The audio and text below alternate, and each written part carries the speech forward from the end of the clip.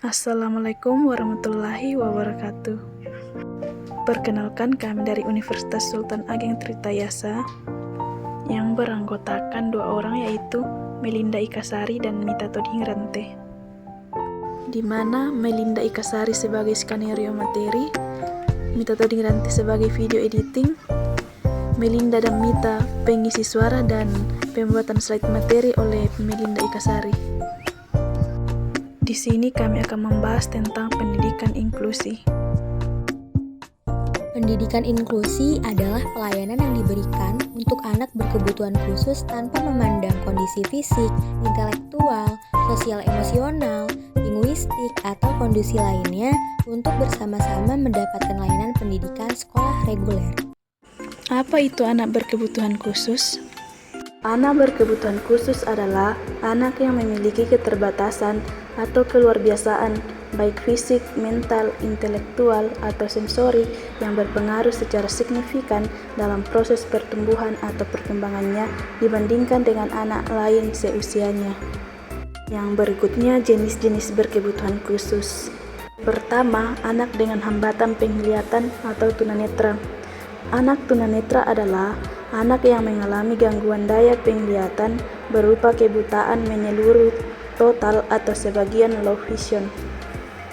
Yang kedua yaitu anak dengan hambatan pendengaran atau tunarungu.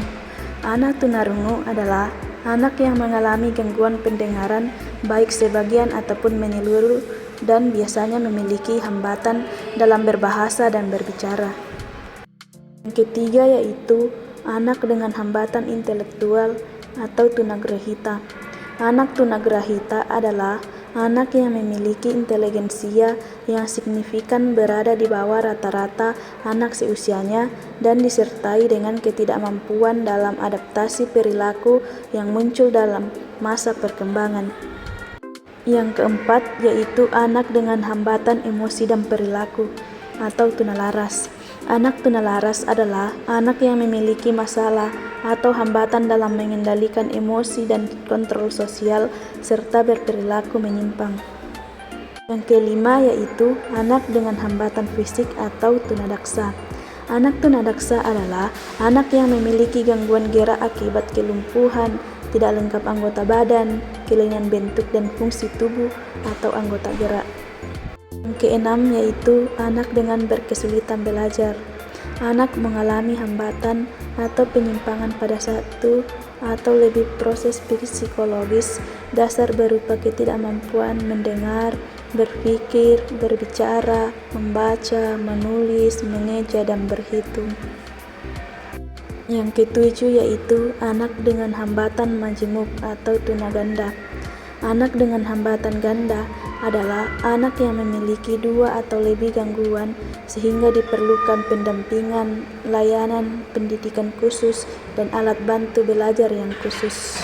Yang kedelapan yaitu anak autisme. Anak yang mengalami gangguan dalam 3 area dengan tingkatan berbeda-beda, yaitu kemampuan komunikasi dengan interaksi sosial serta pola-pola perilaku yang repetitif stereotip. 9 yaitu anak berbakat atau gifted. Anak yang memiliki skor inteligensi yang tinggi atau mereka yang unggul dalam bidang-bidang khusus seperti Faktor penyebab anak berkebutuhan khusus. Yang pertama ada faktor sebelum kelahiran atau prenatal. Faktor sebelum kelahiran disebabkan oleh keturunan ataupun gangguan perkembangan anak di dalam kandungan. Misalnya seperti kelainan kromosom, transformasi, mengonsumsi alkohol, infeksi kehamilan, mengonsumsi obat-obatan warung, keracunan pada kehamilan, dan usia ibu hamil. Yang kedua ada faktor saat melahirkan atau natal.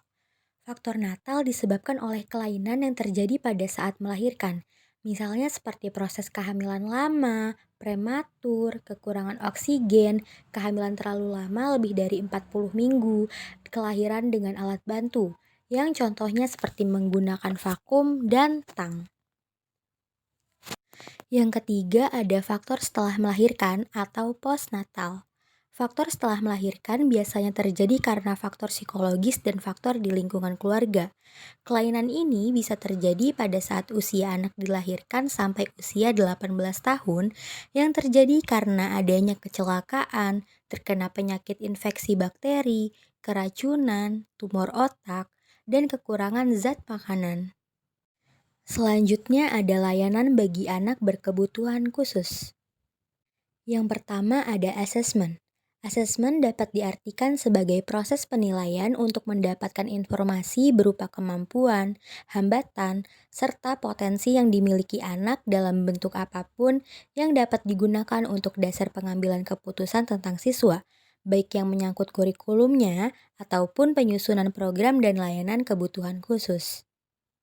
Yang kedua ada intervensi dini.